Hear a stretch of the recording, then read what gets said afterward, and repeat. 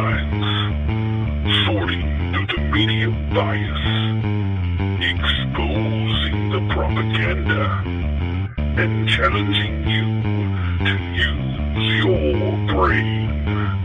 It's time to tap into the truth. Yes, that's right, ladies and gentlemen. It is indeed time to tap into the truth. Welcome to the night's broadcast. Hope you're having a great day wherever you are. It is Wednesday, October the 2nd. We are officially through the second day of the government shutdown 19. So, where are we at? What's going on? How are you people doing out there now that the sun hasn't risen for 2 days, that tragedy has befallen millions, and the collapse of the civilized world has happened? Pretty much the same as you were a couple of days ago? Chances are, I'm guessing that's probably the case. Why? Because despite the best efforts of several people on the left side of the political spectrum, and of course our lovely mainstream media here in the States, there's really just not that much going on. I mean, we've had spats, we've had things going on, we've had angry words, and we've even had angry World War II veterans push their way past barricades so that they could see the memorial that is dedicated to them, that actually is paid for, and, well, quite frankly, not really much in the way of upkeep that needs to be taken. So what's the point of blockading that 2 days in a row? 2 days in a row that's been blockaded. Little barricade put up, said, no, sorry, veterans, you're not allowed. Yeah, I know. Okay, it's technically run by the Park Service, and all the federal parks are closed. But in truth, there are veteran memorials all across the country that are still open. In fact, there are a group of Republicans. The Republican Party itself said that they will personally pay for whatever's necessary to allow access of the veterans to the memorials. Of course, that was quickly dismissed by certain Democratic politicians as being a publicity stunt. And of course, they're just playing politics. Alright, maybe you guys don't have any respect for veterans, but whether it's a publicity stunt or not, how about being smart enough to get in on the action? Because while there are still a lot of anti-war people here in the States, the overwhelming majority of Americans honor and respect our veterans, especially those that are left from World War II. And in those particular cases, it would behoove you to be on the side that is protecting and benefiting those veterans. Because that's going to play well politically, whether it's a publicity stunt or not. So please, try to get on the right side of the issue, folks. Now, before we get into the actual news surrounding today's flourish of activities, which included the House sending over individual spending provisions in an effort to fund individual items that the Democrats claim that simply cannot go unfunded, yet they're refusing to accept the money to fund them individually because they want, quote, a clean CR. For the low information folks who don't understand the lingo, CR means continuing resolution, which actually is a big part of the problem. That's part of how we've gotten in the mess that we're in financially as far as our government is concerned. The continuing resolution is the enemy. And it doesn't matter what is or isn't in the continuing resolution. the debt ceiling and the CR. How about, I don't know, novel idea here, just off the top of my head, the House pass a budget, the Senate pass a budget, this budget being the same.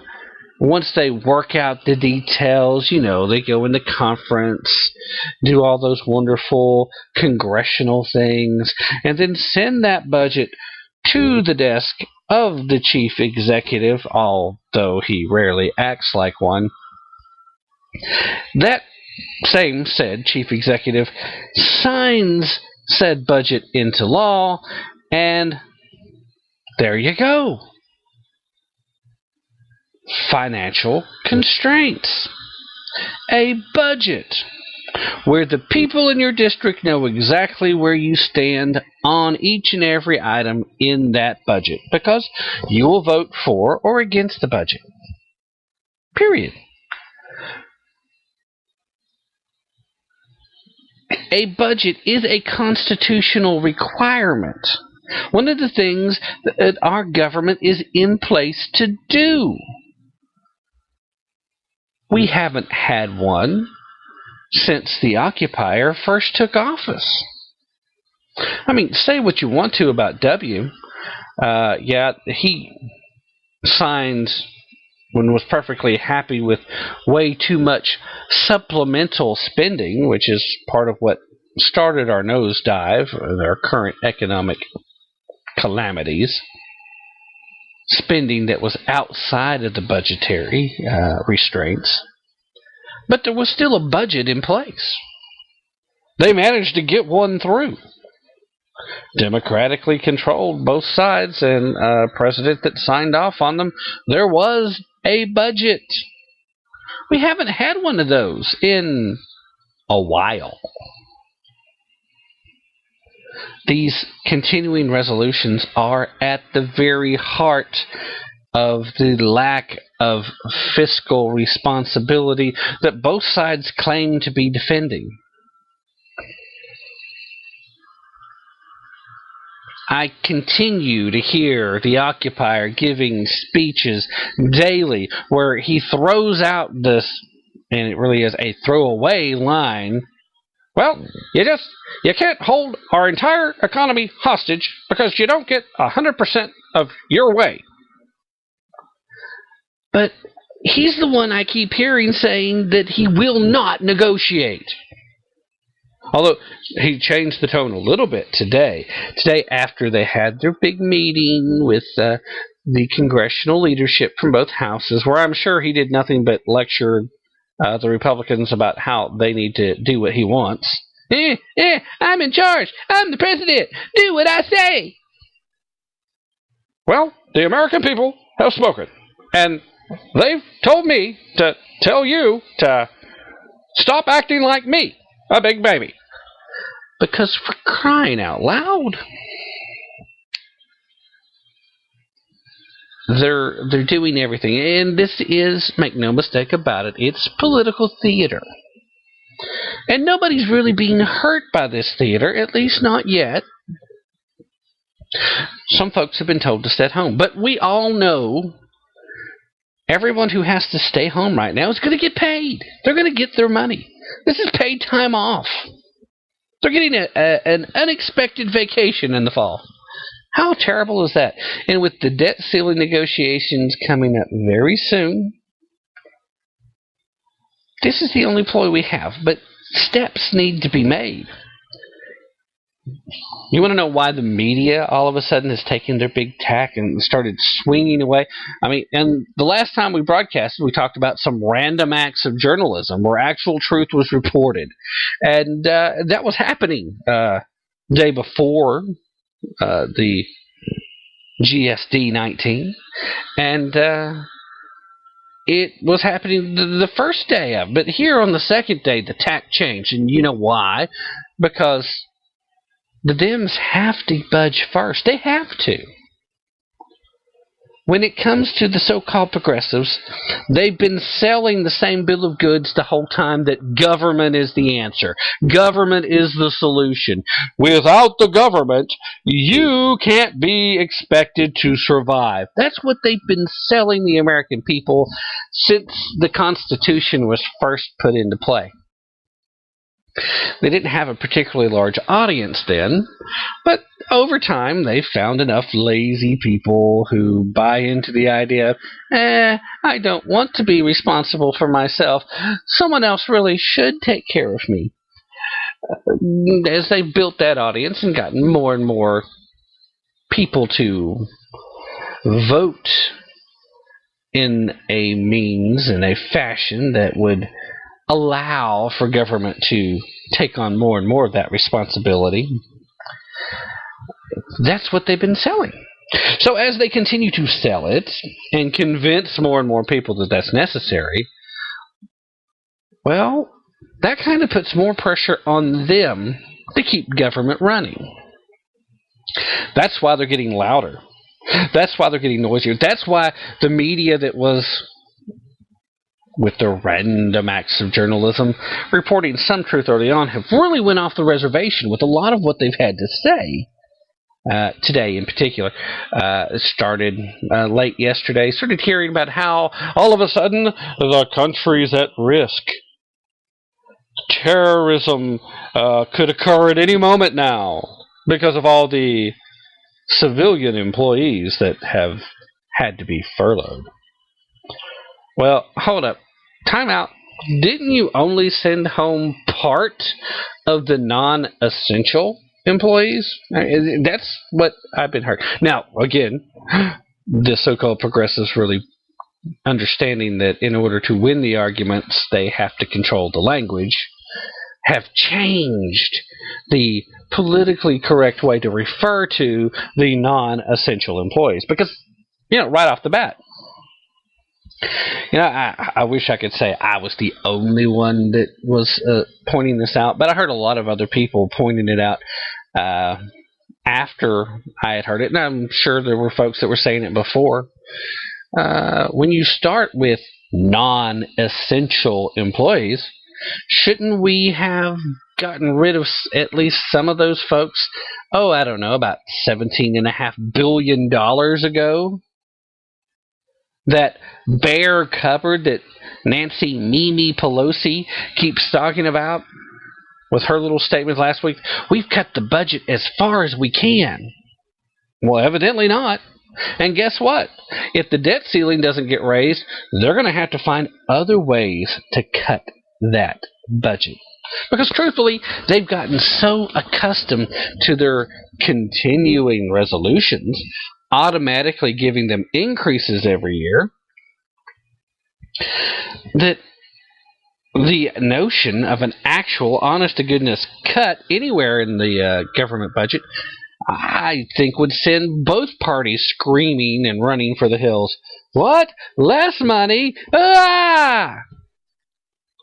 And if I hear one more media person or Democratic politician refer to Tea Party people as anarchists, I may just start screaming and pull the rest of my hair out. Period. And while that probably wouldn't bother very many of you, trust me, the people that have to live with me will be very disappointed. So please do your part to protect the people that I love.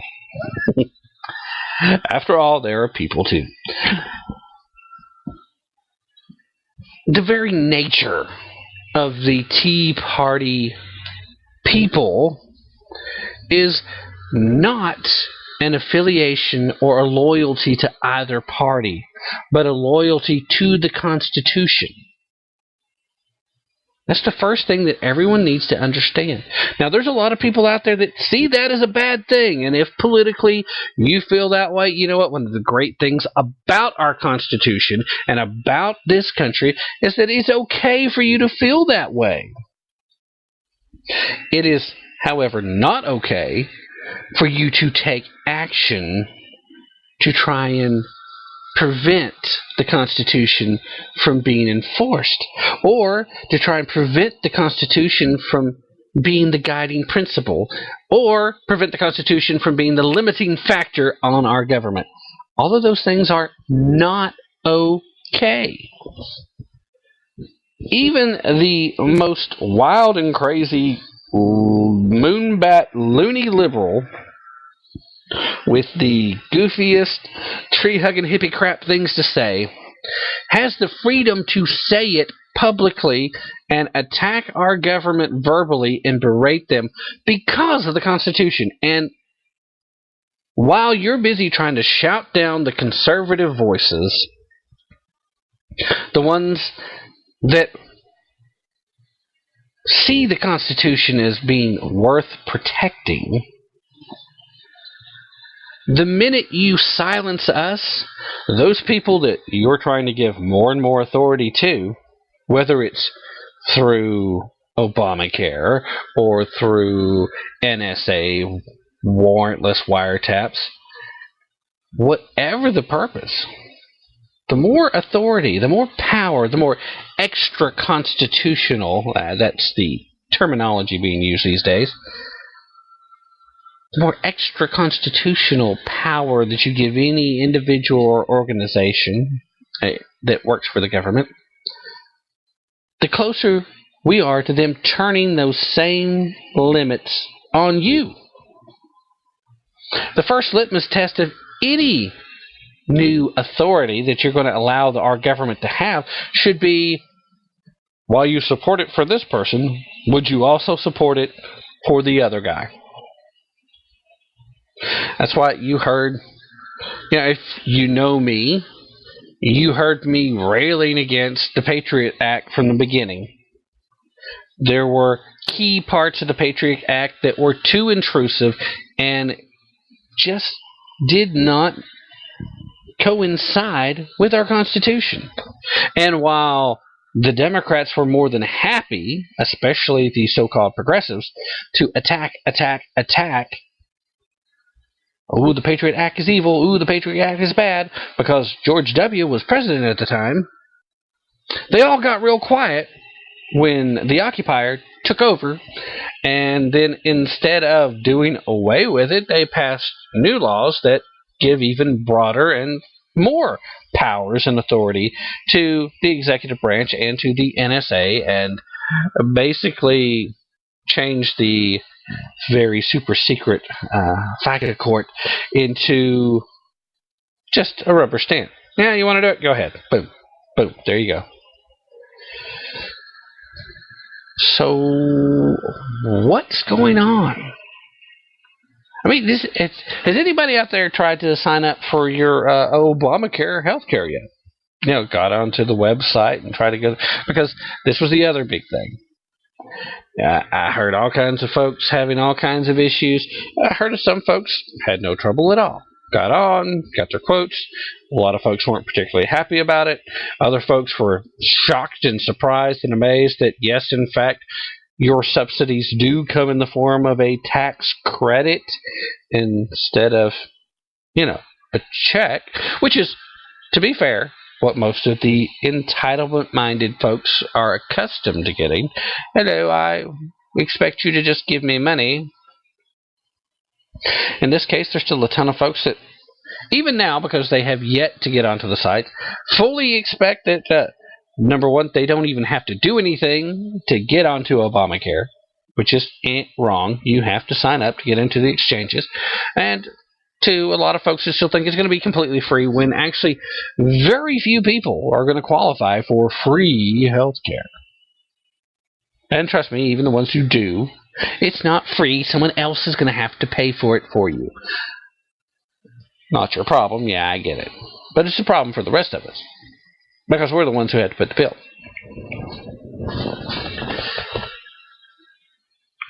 And even then, somebody's going to try and spin that statement. Oh, see, you don't care. Not true. But I would much rather pick and choose who I'm going to help, pick and choose how I'm going to help them, decide for myself that I'm going to help them, and decide when I'm going to help them, because there are times that I need to be taking care of my family before I take care of complete and total strangers.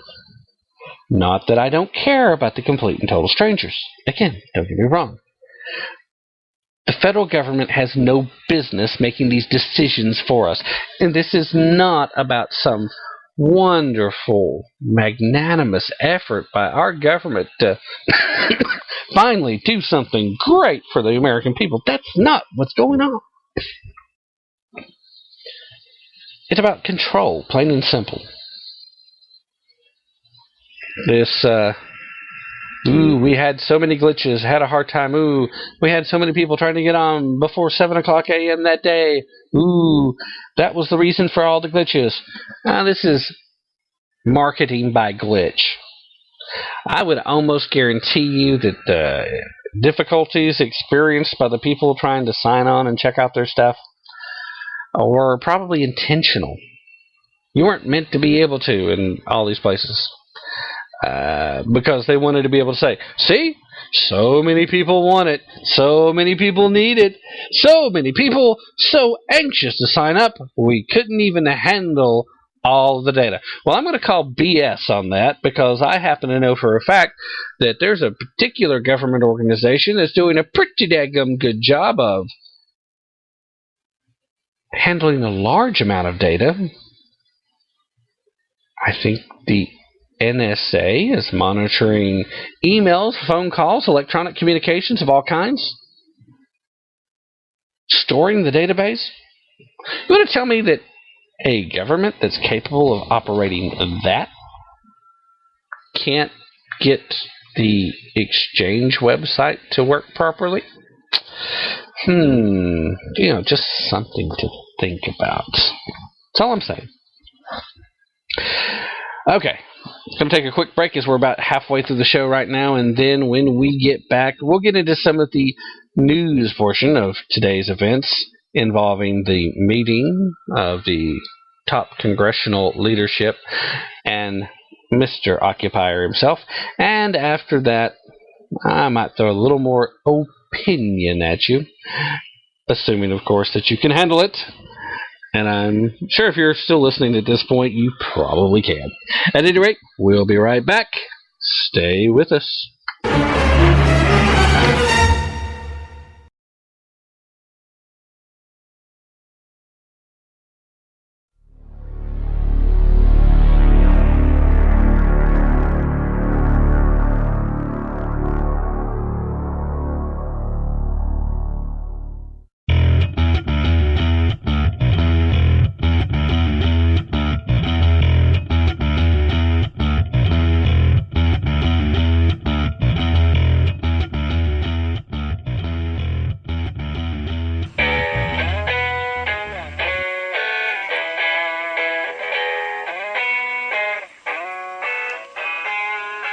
Tap into the truth. Check us out at tapintothetruth.com for our latest blog posts and for links to all of our past broadcasts. Don't forget to like us on Facebook and to follow us on Twitter. That's Tap Into the Truth right here on Spreaker Radio.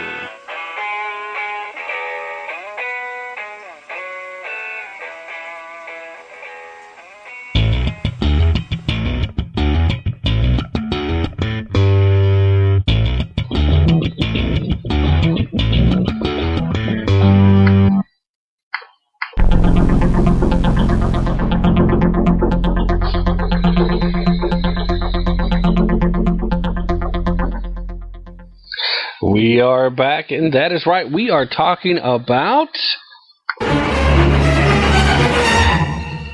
the government shutdown.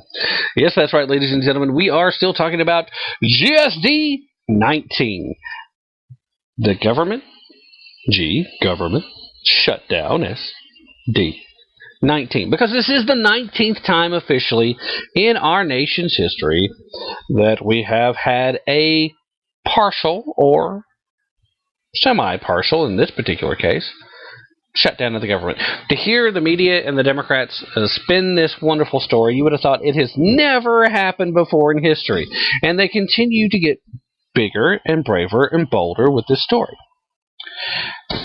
But in truth, this is the 19th time, and much to the chagrin of everyone that's ever railed against it, not much has ever changed, really, other than the fact that this is probably the first time we've actually entered into a government shutdown where the chief executive hasn't made honest-to-goodness efforts leading up to it, and then afterwards, once it's kicked in,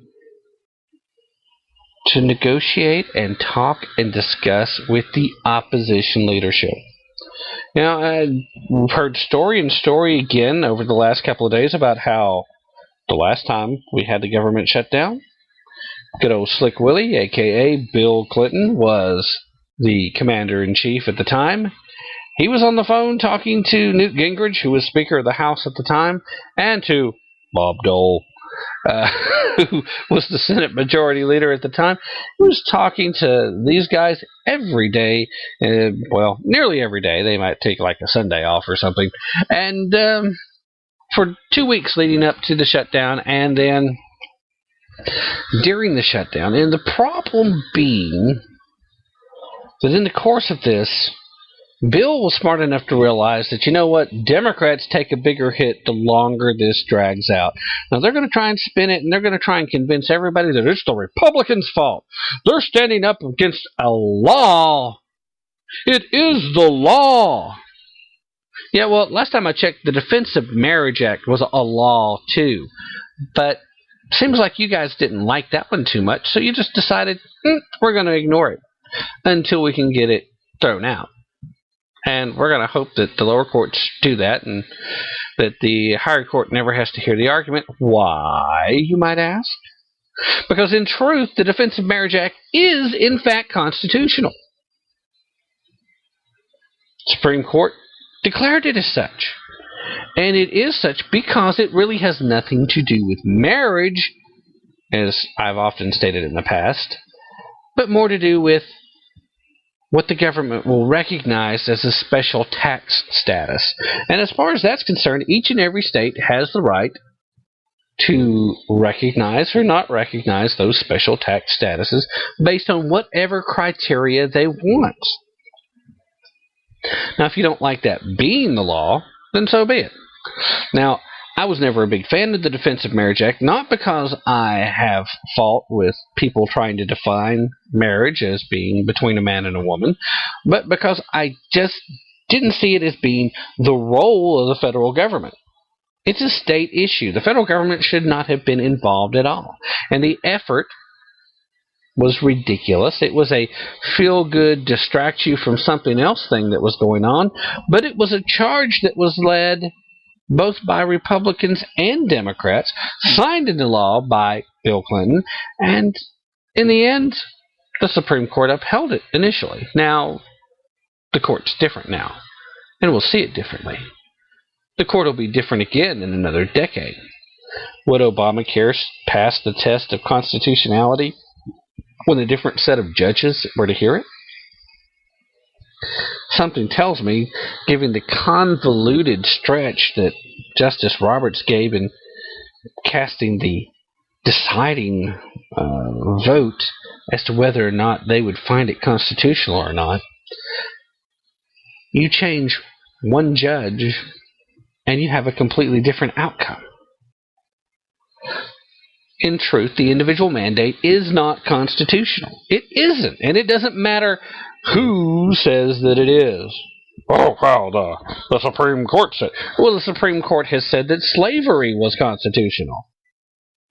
Obviously, it's not. And regardless of whether or not you think something falls into or out of the purview of the federal government,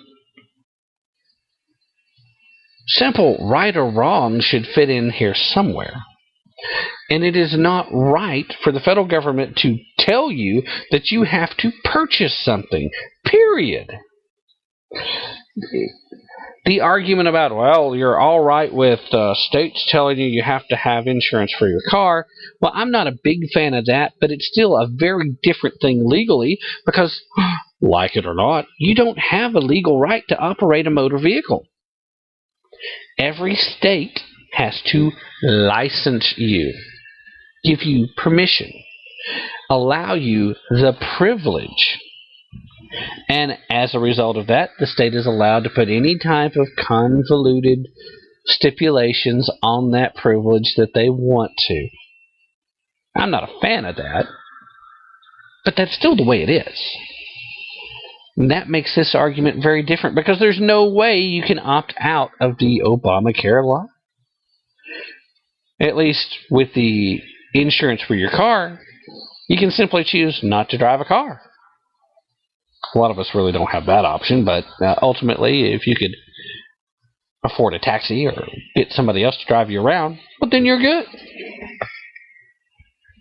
Anyway, I'm drifting off of the topic a little bit, but it's a pretty good example of what I'm trying to say. Let's get to some of today's activities, shall we? All right. Things really kind of heated up a little bit today. The Occupier brought the top lawmakers to the White House as Republicans rejected Democratic demands to end the two-day partial government shutdown. Okay, I thought it was kind of cute to start with, but even I'm getting annoyed with that. I'll probably stop doing that soon. At any rate,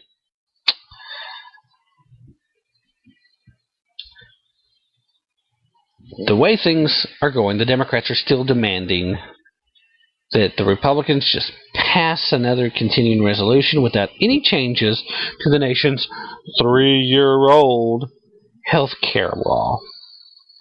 The Occupier himself refuses to negotiate.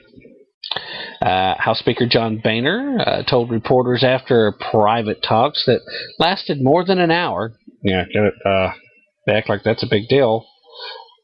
Government's partially shut down, and we're going to talk for an hour. That's all. That's it. We can't do it anymore. Of course, yeah, to be completely fair, that's probably longer than I could stand to sit and listen to Obama. So, at any rate, Boehner was quoted as saying, "All we're asking for here is a discussion and fairness for the American people under Obamacare."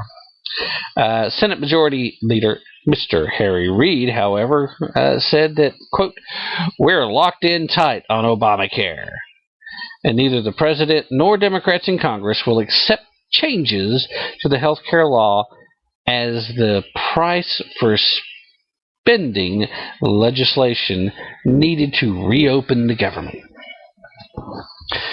Reid also said, quote, "My friend John Boehner cannot take yes for an answer." What does that mean?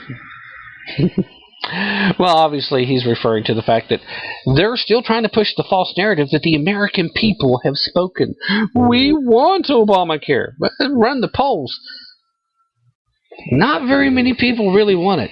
And they keep ignoring the fact that they pushed this down the American people's throat when they had a filibuster-proof majority in both the House and the Senate. Had they not had this straight-across-the-board so-called progressive control and strangleship during this freaking 2-year time period, and they still had Democrats that were scared to vote for it. They had to bully and whip into shape because they knew it could possibly cost them re-election, and it did.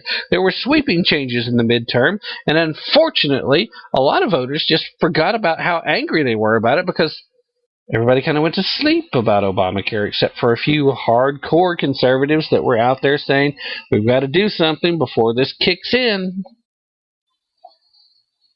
At any rate, despite the meeting, White House Press Secretary Jay Carney said sharply that Obama will not offer concessions to Republicans in exchange for not tanking the economy. Now, they keep trying to tie this to the economy.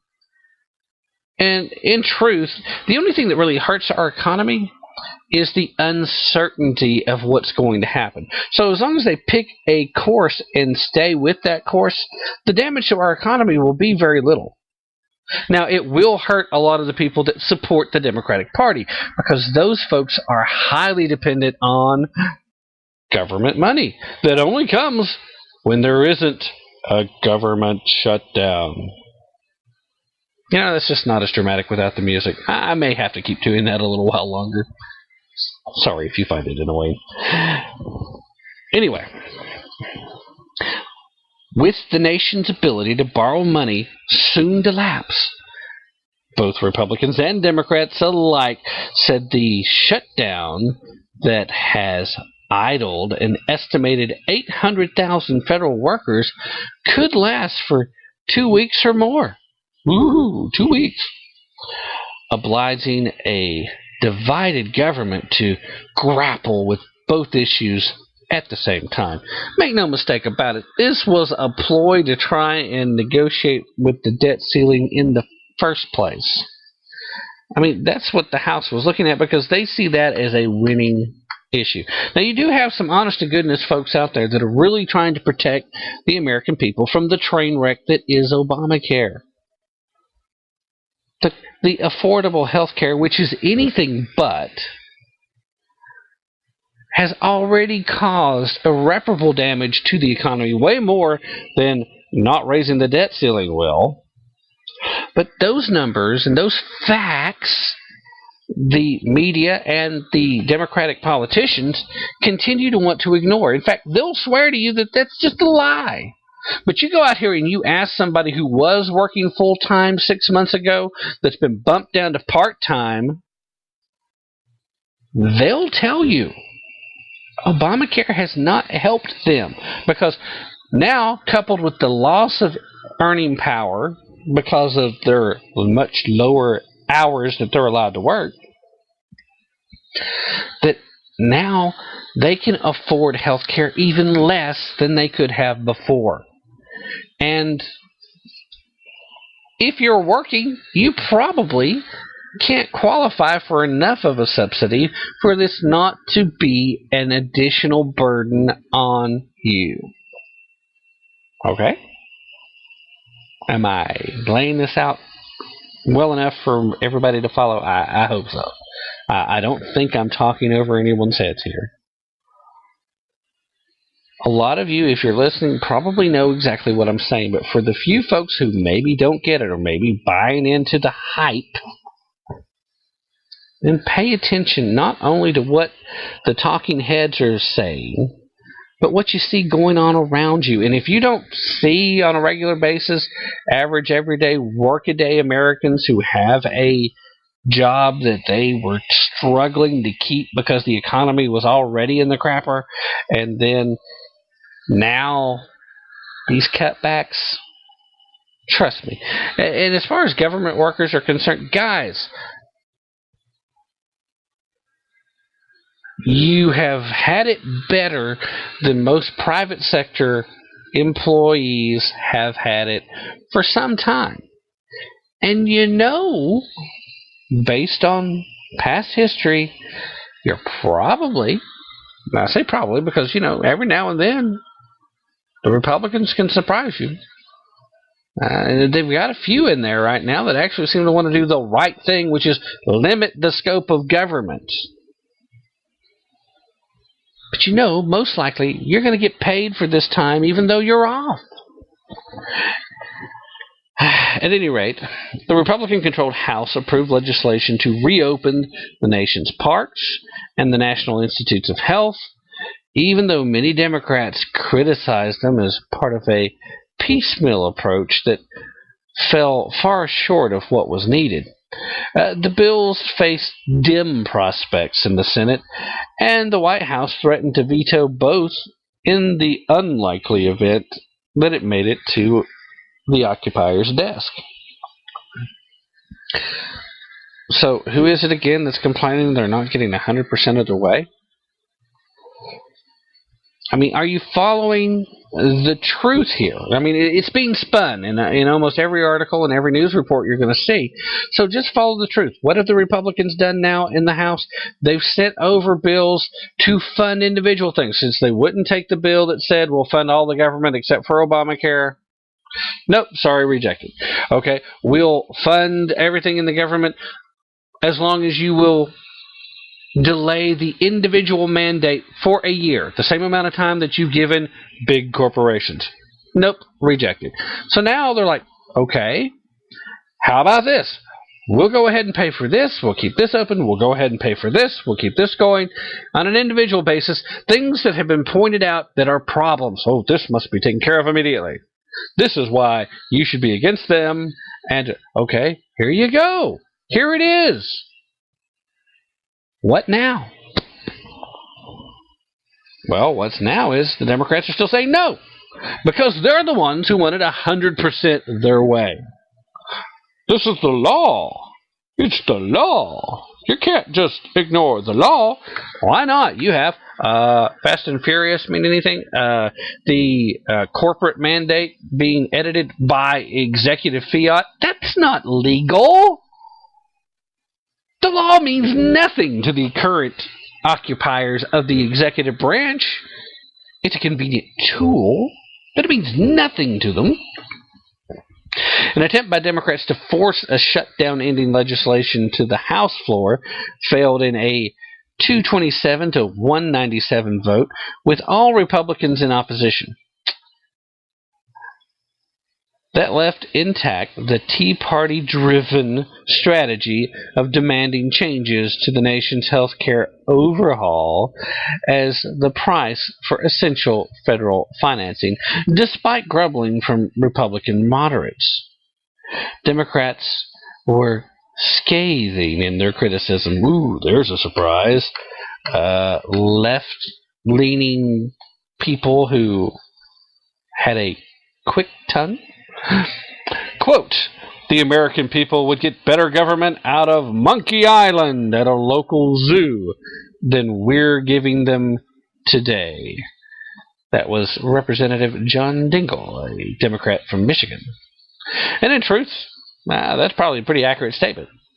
The government in Monkey Island is a survival of the fittest and typically huggy-feely kind of legislation probably wouldn't pass there. So, yeah, I would agree with that statement, but it has very little to do with the current issue. Obamacare is not something that the folks on Monkey Island would pass. And you know what? This is a topic that really deserves a couple of hours. I've got about 2.5 minutes left. So, I'm actually going to have to cut this short. I hate that. But there's not too many options. You know, ultimately, here's what we've got. We've got Republicans trying to walk a plan. We've got Democrats trying to say it's all or nothing for us. We've got Rick Perry calling implementation of Obamacare a criminal act, which technically he's right. But then we have folks in the media and on the left saying, oh no, Rick Perry's nut job. Look what he just said. Ooh, it can't be criminal because it's the law. Are you telling me you never thought the law was wrong? You know, topple with that the fact that Tom Clancy is dead at 66 years of age. This is a very sad day. You know, one of the last authors that was very pro-American in his writing. You know, you've got just one thing after another. You got Obama, who's, after his speech, was warning Wall Street that they shouldn't take for granted that the Republican-led House of Representatives will raise the nation's debt ceiling. Well, they shouldn't, because we've got to do something about the debt ceiling. Until we do something there, things are only going to continue to get worse. And oh, by the way, if they don't raise the debt ceiling, it doesn't mean America is going to default. It only defaults if Obama chooses not to make the payments. He sends the executive order to readjust and to prioritize. And servicing the debt can be a high priority, but it would force him to make cuts to several of the pet projects. Some of these temporary furloughs might have to become permanent. A few more non-essential employees might have to stay at the house.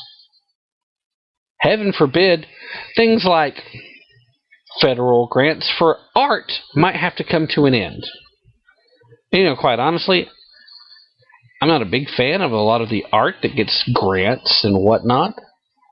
And, it's perfectly all right to have that expression, but why are taxpayer dollars going to subsidize crappy art? Why are American taxpayer dollars going to subsidize organizations like Planned Parenthood that is providing a large amount of abortions to our nation's unwed mothers? There are taxpayer dollars that could be reeled in. The spending can be cut. The cupboards are not bare, Mimi Pelosi. There's plenty of places to make the cut, and we are running over, so I've got to end it here. But ladies and gentlemen, thank you for listening. I appreciate you.